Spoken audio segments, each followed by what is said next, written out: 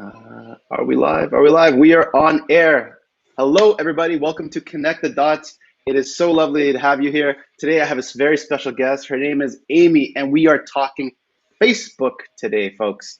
Facebook is an amazing system. You know, you're probably using it to connect with your networks, old friends, whatever it may be, but you can actually make money using Facebook. Crazy, right? You've probably heard of ads. You've probably heard of, promotions on Facebook, getting you to pay for those things. But today's strategy doesn't have you doing that. Today we're talking to Amy, and she's going to tell us how to grow your Facebook influence, get people to come to you organically. So what that means, for those of you who don't know, is free. So be yourself, and we're going to jump in with the strategies with Amy. And I want to just say, Amy, welcome to the show. It's lovely to have you. Thanks for having me. I'm really glad to be here. Awesome, awesome. So guys, for those of you who don't know Amy, I'm going to introduce her really quickly here. Amy is a Facebook Live strategist. She's also a certified NLP practitioner. Woo, woo. That's right, NLP all the way.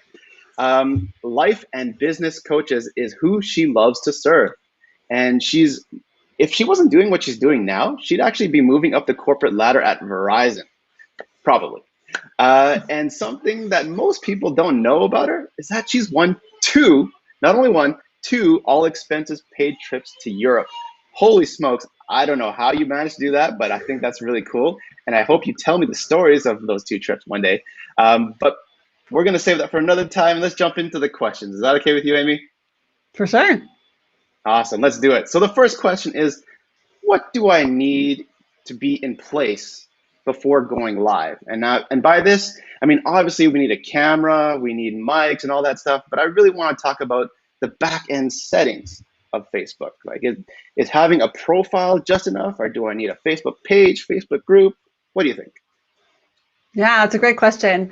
Definitely with, starting your business and using Facebook Live as a business tool or as business in general, you definitely want to have a profile. So actually having it to where you're interacting personally, like you said, people are going on Facebook to connect with their friends and their family and all that kind of stuff for like a personal reason. They're trying to connect. You've got to be active personally as well. So you have to, have your personal profile set up and be active on there, because that's, where people want to connect with you and get to know you. And usually with, 2 billion people on Facebook, you're probably there already. So that's good. It's a good start. So being able to have a strategy of using Facebook Live for your business, that's, ultimately the first place that you start. Then you create a Facebook business page. So that's where you're going to have your Facebook Lives and creating your content and, having a regular amount of content on your page to where people can get to know you, get to know about your business, and really learn about what you do. And ultimately, hopefully, build that connection with them that they want to start doing business with you. What's neat about Facebook is that it's free. We all know that, Facebook uses other ways to provide analytics that make it as a free tool for us to use. But also it's, giving those abilities for us to leverage our, video and different strategies to really harness the power of this free tool, organic, like we were saying, to get the attention of potential clients and use it as a business tool, not just for personal use. Awesome, awesome. I love that. Thank you for sharing that. And so what I'm hearing is Facebook page is where it's at. Now, I've heard the rumbles about, and maybe you've heard this too, a Facebook group is kind of like inviting people to a living room, right? You're going to have a conversation, build that rapport, whatever it is that you need with your audience. But a Facebook page is kind of like a billboard where people are going to drive by, see it. If they like it, they'll pursue it. So you have to, I assume, have some pretty compelling content to say, I want to see what this person's up to. Right, exactly.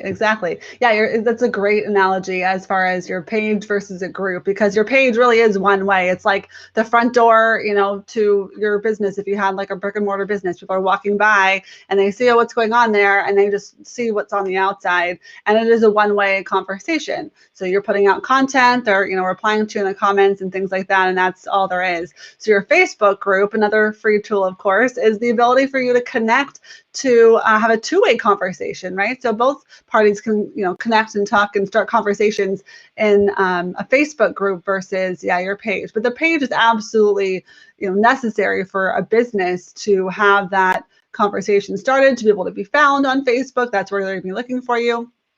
The group is like a bonus add-on, and there's different strategies for how to incorporate a group as well. Nice. All right, you heard it, folks. So you probably need both. Facebook page, Facebook group, they both have their benefits. They work, or they're used for different functionalities. So definitely think about or consider creating both. And I also wanted to kind of touch on personal profiles. So talking about the algorithm, people needing to pay for ads and all that. If I were to push something, and this is something I've noticed myself, if I push something on my personal profile, more people are likely to see it, especially those are in my connection network, right? So Right. would you say it's more beneficial to post using your personal profile versus your Facebook page? That's a good question. That's something I get asked a lot, actually. And it's really crucial to distinguish between the two, because your personal page, people are becoming, friend requesting you because they want to learn about you personally. And your Facebook business page is there for people to learn about your business and to understand, you can have it set up in all the different ways. If you're an in-person business or brick and mortar, you can have your hours, and you can put your website there. You can put links to schedule a call with you and all that kind of stuff that has, the basis of your Facebook page just being about your business. When you go to your, start posting about your business on your Facebook personal page, those people may not be interested in learning about your business. They're there to learn about who you are as a person. And that's something that, you could post there, and every once in a while, just kind of like not necessarily sell something, be like, hey, this is what I've got going on. If you're interested, come over and follow me on my business page. That's where I'm talking about this stuff, and invite them over. But to put something out there that those people didn't initially really sign up for is not really going to do any good. And that's why it's good to have people on your business page that have been invited over because they're interested. That's going to do a lot more for you on your business page to have an engaged audience than not, right? Because of that pack. Now, I will take it a step further and say that when talking about my ocean method that we'll talk about in a minute, but the fact that you want to incorporate personal aspects of you in your business on your business page. And the reason, of course, that your personal page gets so much more activity is because Facebook wants to foster that connection, that person-to-person connection. And, with businesses, that's not usually what they're going to talk about. They're going to talk about, like what I sell, what I offer, how you can take advantage of this, blah, blah, blah. And that's where my ocean method comes in, because you, as a business, you still want to incorporate, you definitely want to incorporate you as a person, especially we're talking coaches and people that, you're working one-on-one with your clients, that have that connection on your business page. Because that's, you'll see, with the analytics across the board on all my clients, when they post pictures about themselves, about their family, about, their vacations, whatever it is on their business page, those are the types of posts that do the best. So putting a little bit of both kind of on, sprinkling on each is good. But you definitely don't want to just completely all business on personal and vice versa. You want to mix it up. Right. Awesome. Yes, I'm totally agreeing with all that, especially as a content creator. It can get kind of heavy and boring if you're talking about the same thing over and over again. So you want to get that mix, right? You want to mix it up, give that personal touch. And as you know, and as our friend Mary Fane Brandt has mentioned before, like, know, and trust, right? That's what you want to be building. So, Definitely building relationships. Which brings me to my next question here is, what's your process on creating Facebook Lives that have gotten you clients? Now, by that, I mean, would you be able to kind of take us through the creation journey of from I have an idea, I want to post this, to okay, this is going live and I'm starting to get people to come to me? Yeah, definitely. The biggest thing is having a strategy. So I definitely do not just say go on Facebook Live and just press that button. It's right there. Just go ahead and do it. I'm not going to be the one to tell you to do that, because that's one Facebook Live isn't going to do anything. It's a matter of in marketing, it's consistency over time and building in that strategy that you start with to be able to build an audience, to create those connections. And that's ultimately what that is going to do over, over time, just not doing it one time. So that strategy specifically, can be a lot of different things. That's what I talk about in my course, Capitalize with Live, that it's all about, the different opportunities that we have to really connect strategically, and having that system as a strategy that's going to work long term. So it's different for, my B2C clients as it is for my B2B clients. And we create a customized strategy for them to really to connect them with their ideal clients and really allow them to have more visibility within Facebook. So no one wants to, create content over and over again without being seen. They want to, build community. They want to create connections. And that's what Facebook Live has the ability for us to do, is to really cultivate those connections. Like Mary said, know, like, and trust. We can actually, you can only communicate so much through the written form, right? You can be the best copywriter ever, but you're not going to create that. It's still a one-way connection. It's not like the two-way that you can have this kind of conversation, in a live kind of format, basically. So my show, Coaches Go Social, I have on the 2nd and 4th Tuesday of each month. That is where I bring on expert guests that specifically are coaches or subject matter experts that will share their expertise to my audience. And basically, my whole theory is that entrepreneurship is the ultimate journey in personal development, right? Like, you go from the corporate world like I did, and then you go to having, a steady constant thing there, to going to having your own business. And it's like, oh, there is so much going on. There is so many different things happening here. It's just different every day. You're responsible for everything. It just feels different. And that type of growth is something that you really don't get, I don't think, in any other capacity that is required of you, like entrepreneurship. So that's where my show is benefiting my audience, because these experts and these guests that I have are coaches, and they also have valuable information to provide to my audience. So that's my strategy. Nice, love it. And something hit home there, and something came to my mind. There's this crazy, awesome meme that I saw just not too long ago. It's about a guy working on a computer, and it says on the top there, it says, if I just keep working really hard, I will always feel like a king, right? This is the typical 9-to-5er, getting the constant paychecks and all that. But then right beside it is actually a picture of a king. And on top it says, if I keep getting that guy to work really hard, I will always be the king, right? Yeah. So this whole concept of entrepreneurship and personal growth, I love how you were talking about that, because I totally agree with that as well. For those of you who are watching, maybe you're an entrepreneur yourself and you can relate. If you can, comment section below, let us know what you've learned from your entrepreneurship journey and what you can teach others. And what I've also learned is, I love your strategy of sharing expertise with others, right? We're one person. We can't do it all ourselves.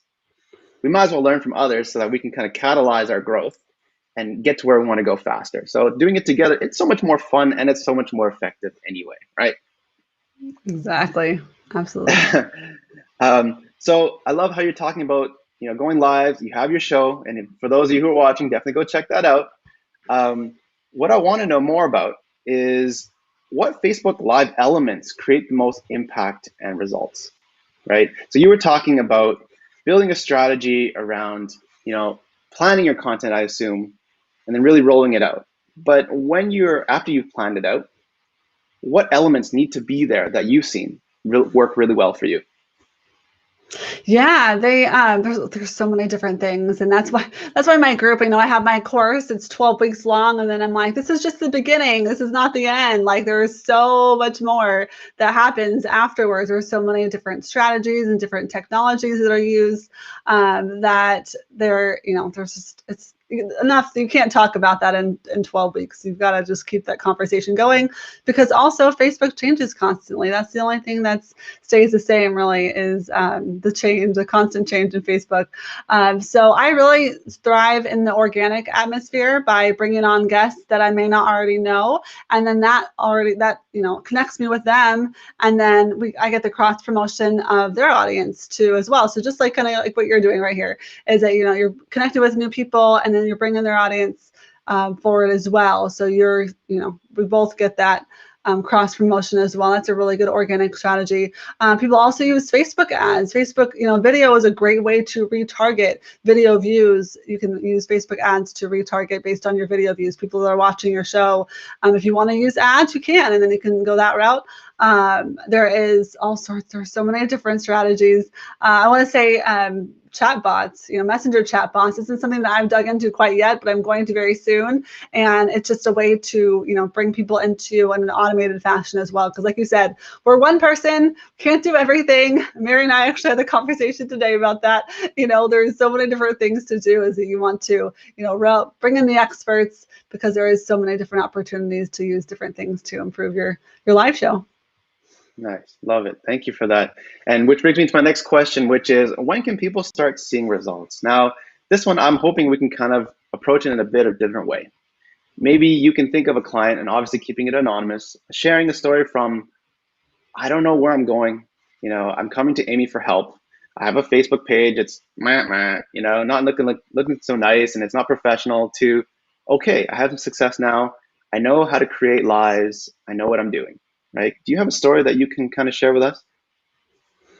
Yeah, I have a couple of really awesome success stories with clients that I've had in the past that, is really what made me love live video so much.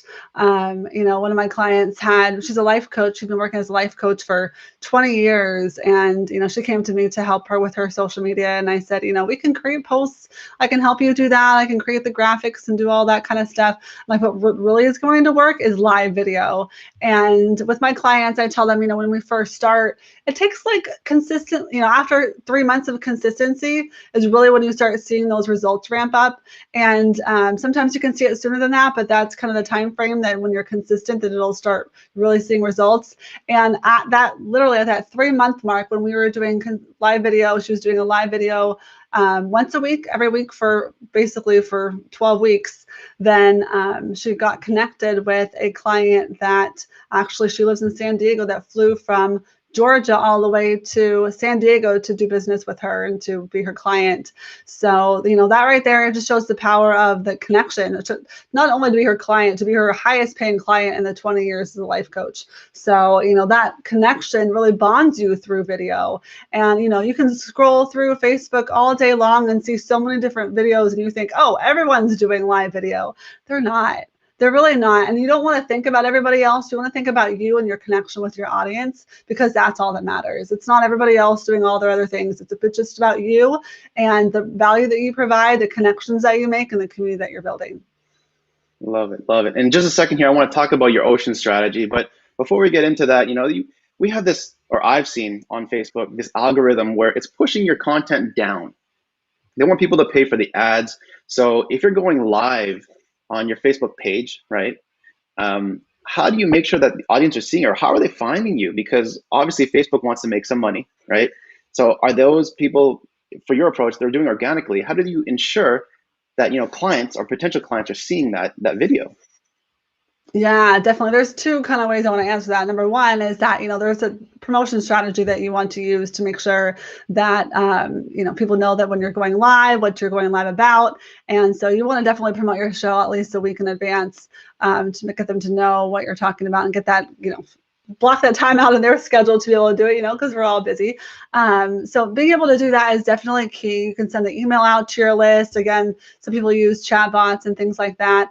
But having a consistent time and day that you go live, that's what's key, because I'm a big fan of the Bachelor shows, the Dancing with the Stars, all those ones. I know exactly what time every week, the day of the week that it's on, and that's what I'm going to watch it. I don't need to be reminded or anything. And that's when you're picking a time, I'm going to go live at 1:00 on Mondays, that's the day, that's the time, then they don't need to be reminded. They know that's when you're going to be live, and they want to show up to see you.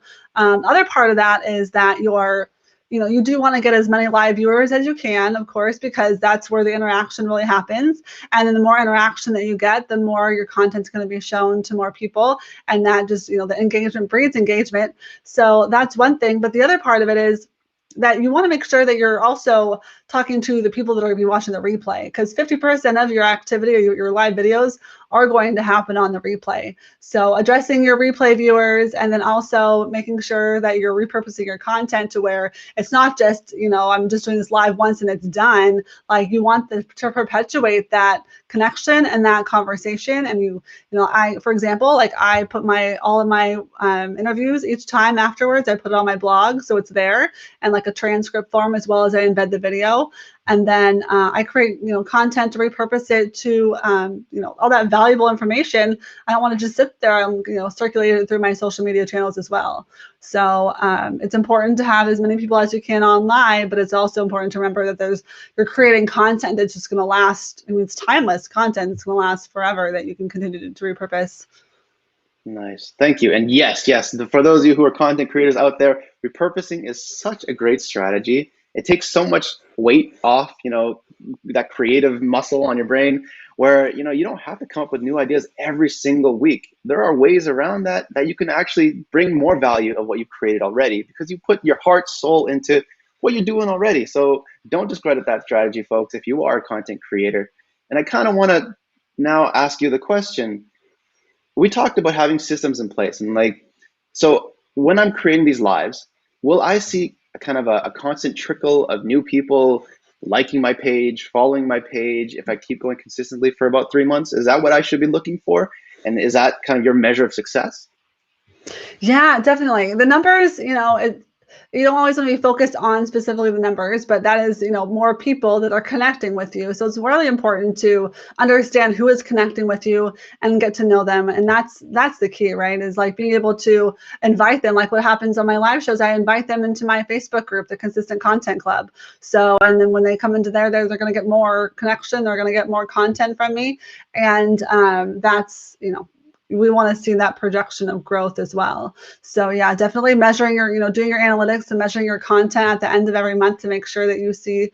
And then also, kind of playing around. I like to test things a lot. I like to say, oh, is this going to work this time? Is this going to work that time? And different, promotional, different ways of promoting it, basically different types of content to bring the attention to it. It's definitely, it's fun to do that.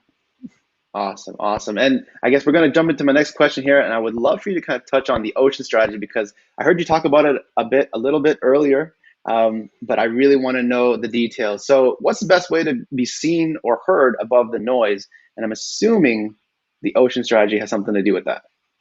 Yeah, my ocean method, it's basically what I've done since day one in helping my clients figure out what to post. You go on social media, you stand there, like you stand at the edge of the ocean and you go, oh my gosh, there's so much, it's so big. What do I even do? What do I even post? There's so many possible things. But really, when it comes down to it, there's really only like 5 major categories of content that you could ever possibly imagine that would fit into the ocean method strategy. So the first, it's an acronym basically, and each letter stands for a type of content. So I'll just go through basically what that means. So the O is for offer.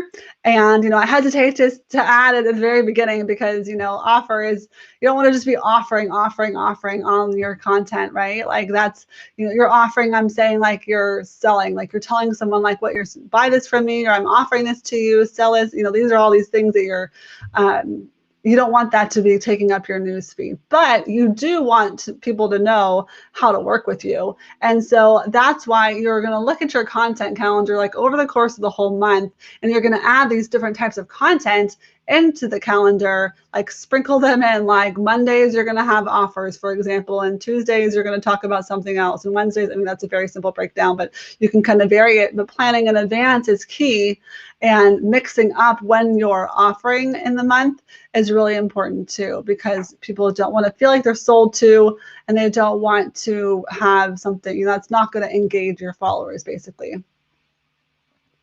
So that's the O in the ocean method. C is the connect. So kind of like we talked about earlier, is that you want to connect with your audience and share something personal about you. Like it's up to you. You can share as little or as much as you like, but being able to make that personal connection about you, about, your family, or when you went on vacation, or things that you like to do, or your favorite foods, or I'm really simplifying this, but you get the idea. So you really just are sharing something about you instead of like, this is my business, like this is about me ultimately, especially like we said, if you're a coach, that, there is a lot of coaches out there, and you really have to differentiate yourself, and you have to be able to connect in a way that people can get to know you, so they know, okay, I really like this person, I have something in common with this person, or this, now I know them, I just want to pick up the phone and call them and talk to them and become their client, basically. So this, connecting is important too. It's creating content that connects you with your audience. E is for engage, and that's really as simple as, just asking a question. People love to quickly scroll through their news feeds and give their advice or give their opinion or their experience. So just asking a question, how was your weekend? Or, what is this particular holiday? What does this mean to you? Or anything you can possibly think of. And it could be related to your content or not. But it's definitely giving them a way to just stop and go, oh, I can reply to this really quickly, asking their opinion or asking a question. Can I pause And you that's right there? I engaged. would love to keep Yeah. going. Yeah. So for me personally, I ask questions all the time. Sometimes it's a hit, sometimes it's a miss. Maybe you can kind of bring light to for the audience listening now. What kind of questions are the ones that really get people engaged with your content? Asking people for their opinions, what they believe. I mean, in your experience, what works? Yeah, it's really different for each client, and that's why I go through and test to make sure, to find out what the best content is. So, and again, testing is one of my favorite things to do. But, really when it comes down to it, I can make these beautiful graphics and all this, pretty stuff, and all people want is just a simple, like the automatic Facebook, background that comes up, and that's going to draw their attention to it, right? Like I said, people are just scrolling super fast, and you just want them to slow down. But asking a question or experience. I'm just trying to think off the top of my head. The last question that I asked, I think it was, well, Clubhouse is kind of how we got connected too. Is have you heard about Clubhouse? Do you want to get invited in? And then that through a whole conversation. So just different asking questions, and you kind of have to play around with it. But ultimately your goal is that you want to connect with them. So asking questions of something that you're interested in, like I like to play tennis. So I ask, who are my Facebook followers or who my Facebook friends play tennis, let's talk about that kind of thing. So really you think about your ultimate goal and really what the end goal is. You're not just trying to get a million people commenting, right? You're trying to actually create a conversation and have that engagement. So think about the end, have the end in mind. Awesome. Thank you. So on, proceed. Yeah, A definitely. Or is you for. have, yeah, like 2 little kids. You can talk about your kids and all that kind of stuff. Loved talking about the parenting and all the trials and tribulations that we are going through right now. It's, that's real. That's real. Don't get So, me started, Amy. We might be here for a long time if I start talking about my kids. I know, me too. A is for authority. So this, is very obvious, but some people don't see it as clearly as, you are the expert in your field. You want to establish your authority, and that you can do by sharing tips and advice and things of your expertise. So, think about when you're following a page or you're following somebody, you want to know what they're about. You want to engage with them. You want to learn from them, and you want to know what they offer. And these are all things that are just trying to see it from the other perspective of things that you would like to be interested in, really understand about the person. So you're following someone because you want to learn something. Make sure people that are following you get that advice and get those little tidbits from you. It doesn't have to be anything major. You don't have to write long blog posts. You really could just, put a little simple tip together, something that's probably super obvious to you because you're the expert. And I think that's what's hard for some of us to do, that is, give a little tip, but that little tip could mean such a difference to somebody that's following you that wants to learn more about YouTube, about Facebook, little things like that.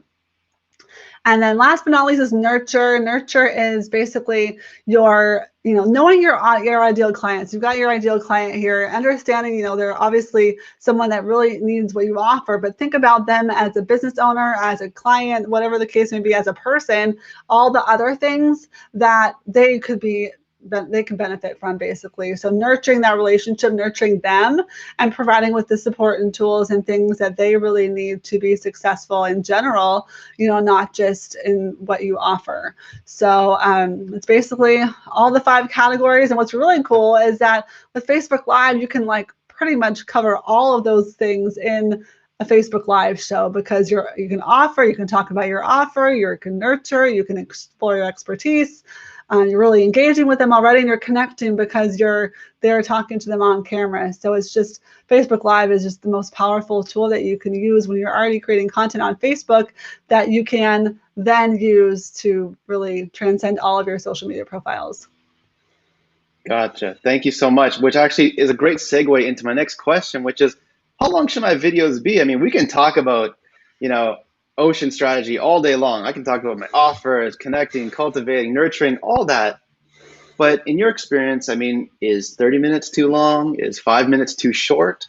What's the happy medium?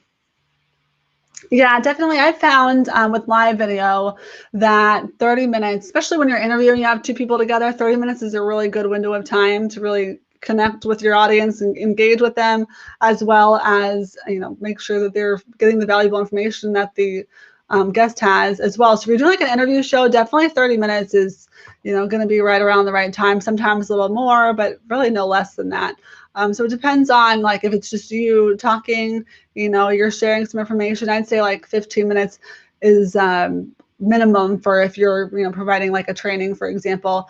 Anything less than that, it's going to be really hard for Facebook to like notify everybody fast enough, right? Like, you've got to rely too on the fact that you're going live, and like everybody's not going to instantly show up as soon as you go live. It's going to take some time. Obviously, you want to start right away. Don't wait for people to show up. You're going to talk as soon as you hit the live button. But then you're also going to know that, you know, people are going to either find you by scrolling, or they're going to find you by, you know, their notifications, and that might pop up a little bit later for them. So that's, you know, what I say about interviewing, about 30 minutes, and anything less than, you know, 15 minutes is kind of just, it's a different strategy, basically. That would be more for like if you were going to upload video content. Recorded video does better on the short, you know, shorter length of like 3 to 5 minutes. Love it. Love it. That strategy for, you know, YouTubers posting videos that can be consumed at, you know, your own leisure versus going live are very different, folks. So you've heard it Yeah. from the Facebook strategist herself. 30 minutes is what you're aiming for. Obviously, you don't have to, but it would serve you best. And Right. which actually brings me to my next question is, when are the best times to post? Now, you mentioned how promoting your lives is a great strategy, you know, making sure people know about it so they can show up. But have you seen maybe it's best if you're, say, in America, to post in the morning, afternoon, evening? What's your take on that? Well, it really depends. Again, going back to testing, as far as like when, as far as like posting and things like that, when is the best time to post specifically? When I talk to my clients and my course members about Facebook Live, it's really all about them and what time is most convenient for them to be consistent. So that's when it comes down to like, okay, what day and time do you know, like twice a month or whatever day of the week that you decide to go live, that you're going to be doing it? Because like we talked about at the beginning, the consistency is really key. Like, think of it like a TV show. Like, you're really, you know, creating the content to bring in an audience like you would like Dancing with the Stars or like The Bachelorette, you know, those kind of shows. Like, you want people to know that you're going to be there at that time and date, and they don't have to worry about, you know, what day it is and anything. They know like on Tuesdays at 1 p.m. is when you're going to be going live. So for a live strategy, definitely you want to build that into your schedule and what's easiest and that you can handle. Outside of that, posting, you kind of have to just like test the different times, because it's really different. Like, for all my clients, it's all very different. Nice. Love it. Love it. Thank you for that. That's really insightful. And I guess next question would be, how often should I be going live? Like, I mean, you mentioned one client, your life coach client, who got her highest paying client. She was going once a week, right? Is that enough? Or Mhm. maybe once every other week? What's a good frequency? Yeah, definitely. It's a good question. So when you're first starting out, you know, it's just about a matter of when, how you can sustain it, basically, like how often you can sustain your strategy, right? Don't start going, I'm going to go live every day, and then people get burnt out by that. Like, that is, whenever I see that, I just go, oh gosh, they're going to hate their life after 30 days. Like, that's just a lot to handle. Like, it's just too much. You don't have to do that. You have to have a strategy. And, if that's a strategy you choose, and, more power to you. But that's not what I do. I definitely say, start out with something sustainable, whether it be once a month or twice a month. Twice a month is really key to start off with, and then go to 4 times a month if you're doing interviews. If you're not, and you don't have, that other, like that show that you're trying to be consistent with, then, go, twice a week, or you do one interview show a week and then one. Again, testing and look at analytics is always important to see how it's impacting your end result, your bottom line, for sure. Awesome. I love that. Which actually brings me to my last question that I have for you around Facebook Live is, what are the most common misconceptions about Facebook Live? Oh gosh. The biggest one I think is that the tech is really hard. I think people scroll through, they see live videos, and they're like, "Oh, I can't do that. That's really hard." I'm sure they have like really expensive equipment and this giant studio, and it's like, "Oh no, I can't do that." And my thing is that it doesn't have to be hard, and it can be. You can use very simple tech tools and very simple setup to be able to do a live show that looks really nice. And when it comes to life coaches and business coaches, and they've got their business, you've got, you just want to talk to your clients. Basically, you don't want to spend hours doing social media and doing all this marketing stuff. Like, you just want to talk to your clients, and you don't want to worry about all these crazy complicated tech software tools or hardware and lighting and camera and audio and all this stuff. It doesn't have to be that complicated. And that's where I think it's the biggest misconception. And that's what I really want to break down for people, especially with coaches. Because coaches are so, like I said, there are so many coaches. There's so many wonderful people that are trying to help other people. And they need a way to stand out and really connect. And that's why I'm so passionate about live video, and the fact that that gives them the platform to connect and gives them the ability to, increase their visibility, create that community, and attract their ideal clients in a way that, just posting on social media just doesn't do. And that's basically, breaking it down. I created a document recently that I just put everything together. I'm like, here it is. It's your beginner's guide to live streaming. Like, this does not have to be hard, because we can make it up all hard and crazy in our head. Like, oh, is this something I can't do? But then you realize it's really not that hard. So that's definitely what I want to get across to people. Basically, that's my mission. Awesome. I love that. And I remember, and I don't know if I've told you this story, but when I first started YouTube, I thought I needed the best gear, the best sound, all that stuff. To be honest, you can start with your iPhone. You can start with your Android, whatever it is you have, right? And just go live. And really, it's about, well, one, audio. The audio has to sound good. So if you can get closer to the mic, it's great. But connecting with your audience, and I love how you really touched on that, right? That is probably the most important, and maybe it can be difficult at first, but I found that, showing up as yourself, being authentic, cutting through, the BS that not many people want to hear, but just helping them and giving them value really helps you connect with your audience. Would you agree? Oh, absolutely. Yeah, definitely. It doesn't have to be complicated. Don't make it that way, because, ultimately what you're doing is just trying to reach your clients and trying to support them and serve them. That's really, I'm sure, what you went to business for. And that's what I want to help people with. Exactly. So folks, if you haven't already, don't forget to subscribe. If you like this content that you're watching, like the video. And we're going to jump to this last section, which I love to have with my clients. It's called Rapid Fire. I'm going to ask you about 10 questions, Amy, and we're going to have you give your most authentic, real answers. You ready? Ready. All right, let's do it. When I dance, I look like. Oh, big goofball. I'm 6'2", so it's Love it. Arms everywhere. Awesome. Question number 2, who have you met that you wish you hadn't? Oh gosh. I have no idea. That's a hard question. Who have I met that I wished that I hadn't? I don't know. Can you give me an example, a hint or something? I have no idea. That's okay. We'll move on to the next one. If you were a famous chef, what dish would you be famous for? Oh, I make a really good chicken marsala. I think kind of Italian food is good. Yeah. Love it. I'm coming over for dinner one day, that's for sure. Next question we have is, what is the worst job you could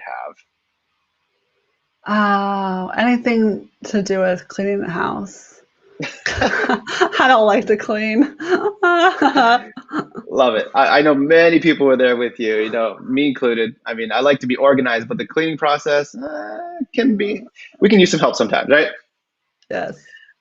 What's your favorite TV show?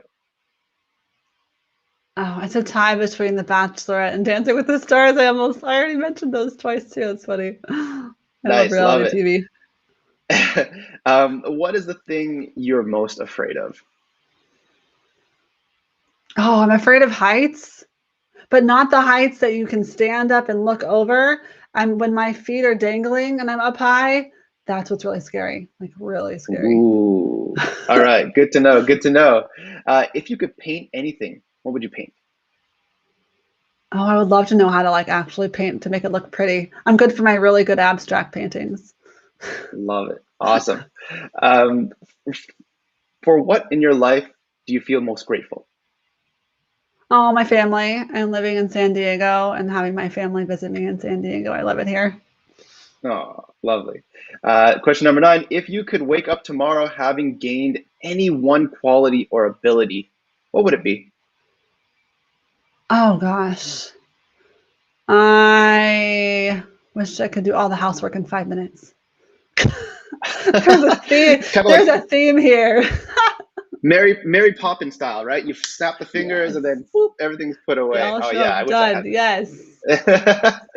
And finally, last question. What is your most treasured memory?